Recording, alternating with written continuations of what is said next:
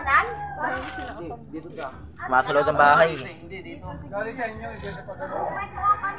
Buti nawakan ko yung buntot eh. Buti nawakan ko yung buntot. Di nakawala.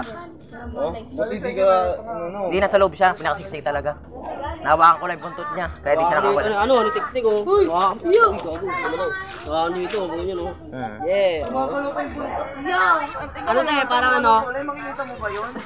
Ang takang mo, kanina boy, ayaw mo hawakan. Hoy, hawakan ko na kanina, inagaw mo lang. Hawakan niyo daw kanina para ang layo niya. Layo yun eh. Alayo, ayaw mo ba lahat? Dito na kasi, oh. Hawakan niyo daw para ang layo niya. Ayaw ko nga lang pangito na. Nung nakita yung ano, nakita pag-agat ng crib. Nakita yung wagan. Wagan na eh. Tatakbo na siya para kasi.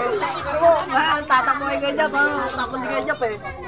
Huwag ka sa mukha ka mawakan, pwede sa katawan mo. Sa mukha ka. Yaba mo, saan mo picturean?